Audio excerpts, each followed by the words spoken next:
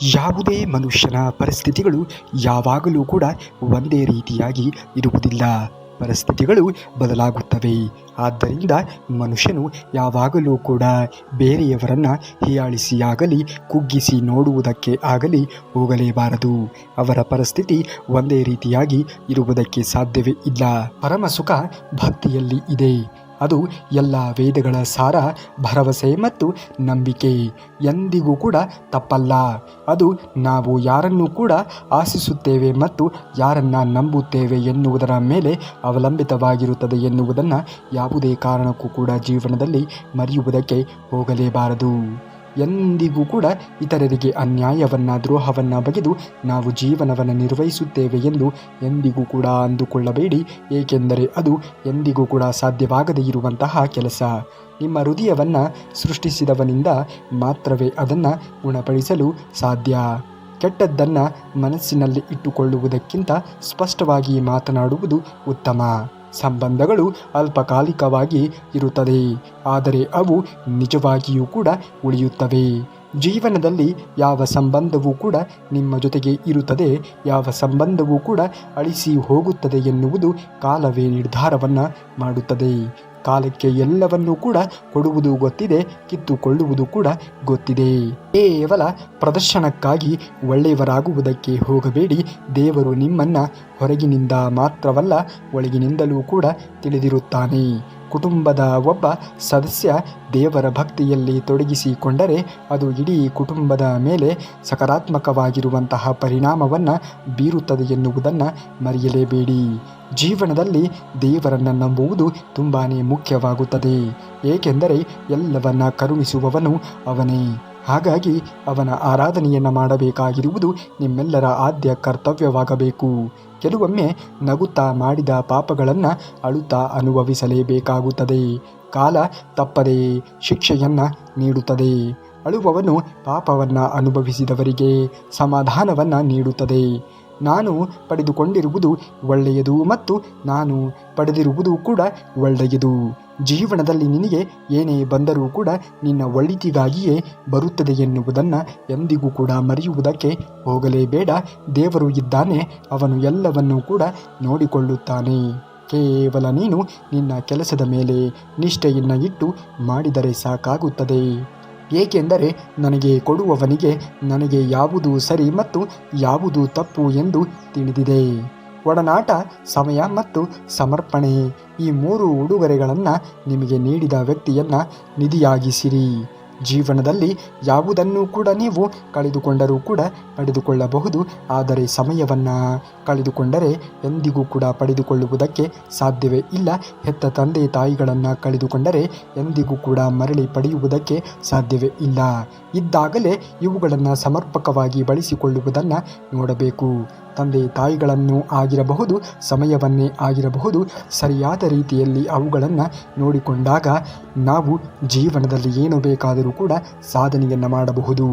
ನಾವು ಸಾಧಿಸಿ ತೋರಿಸಿದಾಗ ನಮ್ಮ ಸಾಧನೆಯನ್ನು ಅನುಭವಿಸುವುದಕ್ಕೆ, ನಮ್ಮ ಸಾಧನೆಯನ್ನು ನೋಡದೇ ಇರುವುದಕ್ಕೆ ತಂದೆ ತಾಯಿಗಳೇ ಇಲ್ಲ ಎಂದಾಗ ನಾವು ಎಂತಹ ದೊಡ್ಡ ಸಾಧನೆ ಮಾಡಿದರೂ ಕೂಡ ಏನು ತಾನೇ ಪ್ರಯೋಜನವಾದೀತು ಹೇಳಿ? ದೇವರು ಇದ್ದಾಗಲೇ ಅಥವಾ ದೇವರು ಕೊಟ್ಟಾಗಲೇ ನಾವು ನಮ್ಮ ತಂದೆ ತಾಯಿಗಳನ್ನು ಚೆನ್ನಾಗಿ ನೋಡಿಕೊಳ್ಳುವುದನ್ನು ನೋಡಬೇಕು. ನಮ್ಮ ಕಣ್ಣಿಗೆ ಕಾಣುವಂತಹ, ನಮ್ಮ ಈ ಸ್ಥಿತಿಗೆ ಕಾರಣರಾಗಿರುವಂತಹ ನಮ್ಮ ತಂದೆ ತಾಯಿಗಳನ್ನು ಎಂದಿಗೂ ಕೂಡ ಅರ್ಧದಲ್ಲಿಯೇ ಬಿಡುವುದಕ್ಕೆ ಹೋಗಲೇಬಾರದು. ಅವರು ಏನೇ ಮಾಡಿದರೂ ಕೂಡ ಎಲ್ಲದಕ್ಕೂ ಕೂಡ ಒಂದು ಅರ್ಥ ಎನ್ನುವುದು ಇದ್ದೇ ಇರುತ್ತದೆ.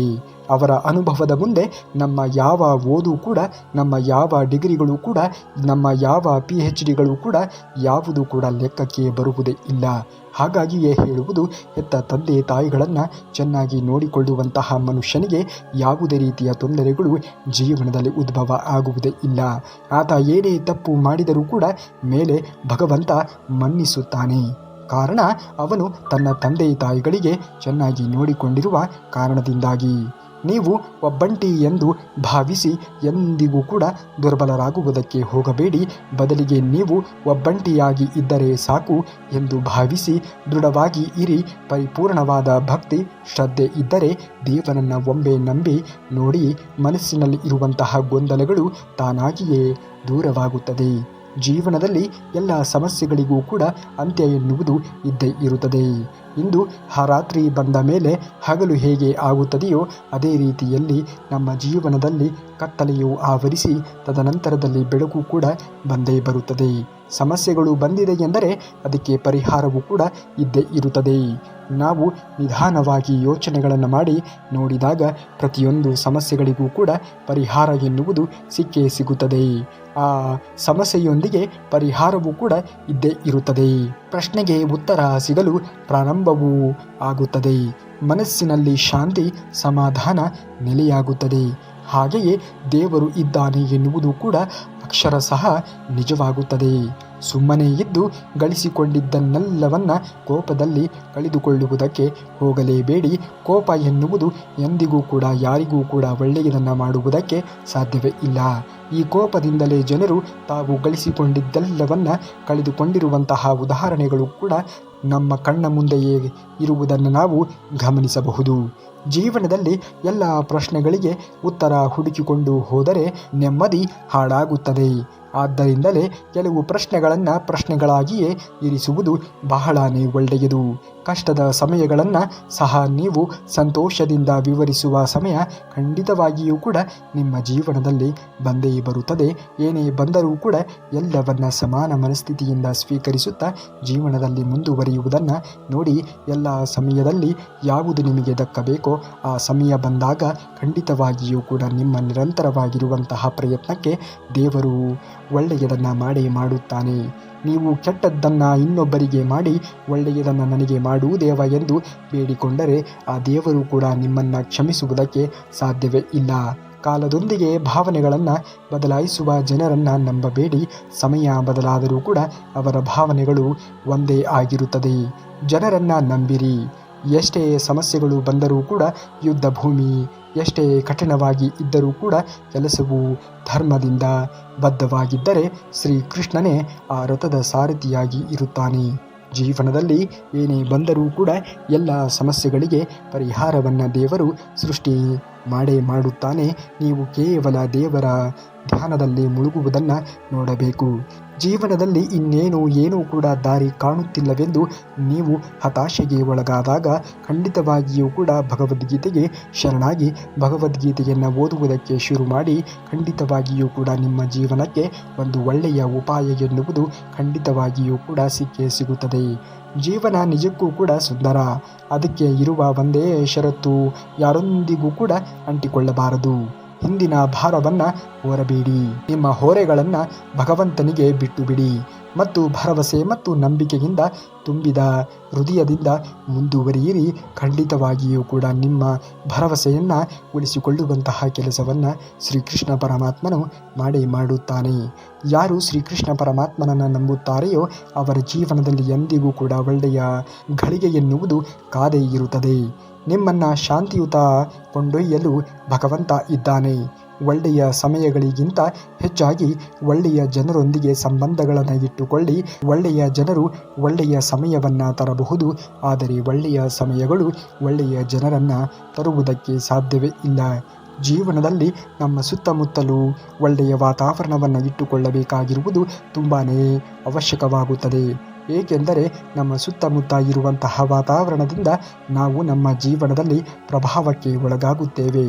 ಎಲ್ಲವೂ ತಪ್ಪಾಗಲು ಪ್ರಾರಂಭಿಸಿದರೆ ಎಲ್ಲವೂ ಸರಿಯಾಗುವ ಸಮಯ ಹತ್ತಿರದಲ್ಲಿ ಇದೆ ಎಂದು ಅರ್ಥ ಮಾಡಿಕೊಳ್ಳಿ. ಎಲ್ಲಿ ನೀವು ಸಂಪೂರ್ಣ ಶರಣಾಗತಿಯನ್ನು ಹೊಂದುತ್ತೀರಿಯೋ ಅಲ್ಲಿ ನಿಧಾನವಾಗಿ ನಿಮ್ಮ ಅಹಂಕಾರ ಶೂನ್ಯವಾಗುತ್ತಾ ಹೋಗುತ್ತದೆ. ಜೀವನದಲ್ಲಿ ಅಹಂಕಾರ ಎನ್ನುವುದು ಒಳ್ಳೆಯದಲ್ಲ ನೋಡಿ. ನೀವು ಎಂತಹ ದೊಡ್ಡ ಸ್ಥಾನಕ್ಕೆ ಏರಿದರೂ ಕೂಡ ನಿಮ್ಮ ಅಹಂಕಾರದಿಂದ ನೀವು ಎಲ್ಲವನ್ನೂ ಕೂಡ ಕಳೆದುಕೊಳ್ಳಬೇಕಾಗಿರುವಂತಹ ಪ್ರಸಂಗ ಬಂದರೂ ಬರಬಹುದು. ದೇವರು ಇಟ್ಟಿರುವ ಮಾರ್ಗಗಳಾಗಿರುತ್ತವೆ. ಜೀವನದಲ್ಲಿ ನಿರ್ಗಮನವನ್ನು ನಂಬಿರಿ. 100 ಕೆಲಸಗಳನ್ನು ಬಿಟ್ಟು ನಂತರ ಊಟವನ್ನು ಮಾಡಬೇಡಿ. 1000 ಕೆಲಸಗಳನ್ನು ಬಿಟ್ಟು ನಂತರ ಸ್ನಾನವನ್ನು ಮಾಡಬೇಕು. 1,00,000 ಕೆಲಸಗಳನ್ನು ಬಿಟ್ಟು ನಂತರ ದಾನವನ್ನು ಮಾಡಬೇಕು. ಯಾರು ಪರಿಪೂರ್ಣವಾಗಿ ಸಮಾಜದ ಸೇವೆಯಲ್ಲಿ ತೊಡಗಿಕೊಂಡು ಇರುತ್ತಾರೆಯೋ ಅವರು ಖಂಡಿತವಾಗಿಯೂ ಕೂಡ ಜೀವನದಲ್ಲಿ ಉನ್ನತವಾಗಿರುವಂತಹ ಮಟ್ಟಕ್ಕೆ ಏರುತ್ತಾರೆ. ಕೋಟಿ ಕೆಲಸಗಳನ್ನು ಬಿಟ್ಟು ನಂತರ ದೇವರನ್ನು ಸ್ಮರಿಸಬೇಕು. ದೇವರ ಪ್ರೀತಿಯಲ್ಲಿ ಅಳುವುದರಲ್ಲಿ ಸಿಗುವ ಆನಂದ ಈ ಲೋಕದ ಭ್ರಮೆಯಲ್ಲಿ ನಗುವುದರಲ್ಲಿ ಸಿಗುವುದಿಲ್ಲ. ತಾಳ್ಮೆಯಿಂದ ಇರುವುದನ್ನು ಕಲಿಯಿರಿ, ಏಕೆಂದರೆ ನಿಮ್ಮ ಸಮಯ ಬಂದಾಗ ನೀವು ಕೇಳದೆಯೇ ಎಲ್ಲವನ್ನ ಪಡೆದುಕೊಳ್ಳುತ್ತೀರಾ ಎನ್ನುವುದನ್ನು ಜೀವನದಲ್ಲಿ ಮರೆಯುವುದಕ್ಕೆ ಹೋಗಲೇಬೇಡಿ. ಎಲ್ಲವೂ ಕೂಡ ತಾತ್ಕಾಲಿಕ, ಸುಖ ದುಃಖ ಕೂಡ. ಆದ್ದರಿಂದ ದುರಹಂಕಾರ ಬೇಡ ಮತ್ತು ನಿರಾಸೆಯೂ ಕೂಡ ಬೇಡ.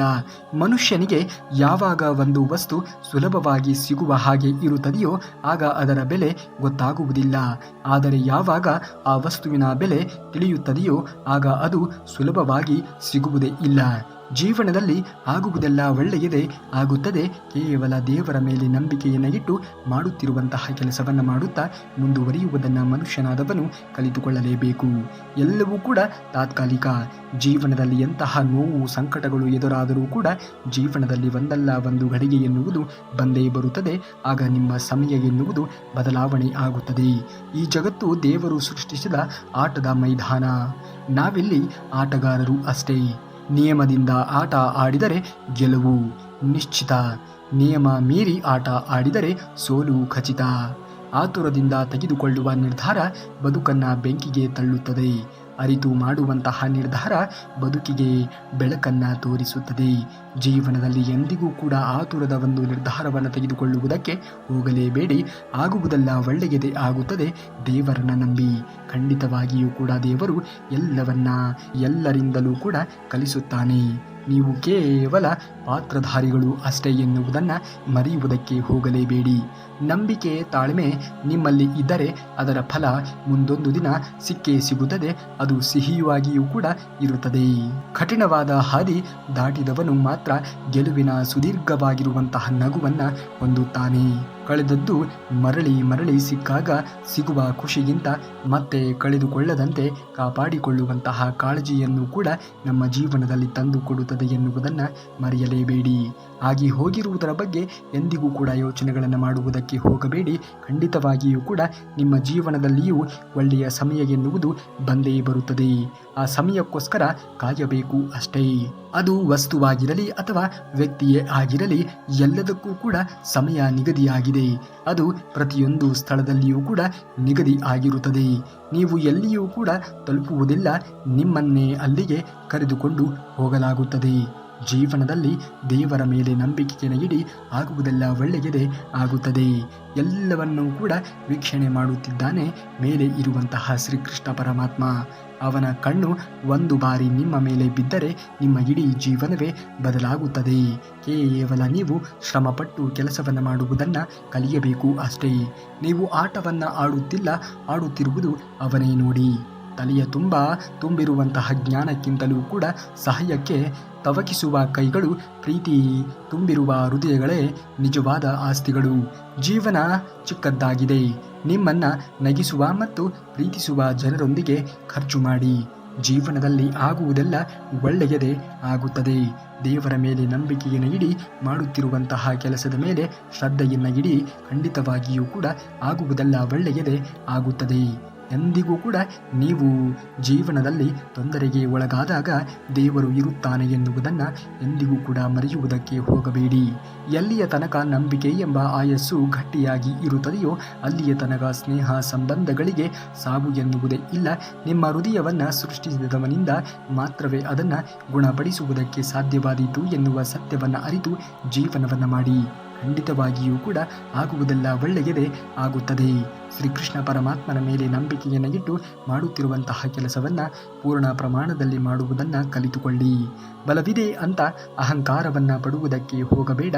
ಏಕೆಂದರೆ ಕಲ್ಲು ನೀರಿನಲ್ಲಿ ಬಿದ್ದಾಗ ಅದರ ಒಂದು ಭಾರದಿಂದಲೇ ಅದು ಮುಳುಗುತ್ತದೆ.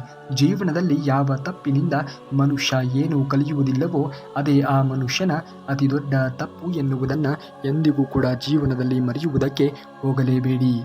ಖಂಡಿತವಾಗಿಯೂ ಕೂಡ ಆಗುವುದೆಲ್ಲ ಒಳ್ಳೆಯದೇ ಆಗುತ್ತದೆ.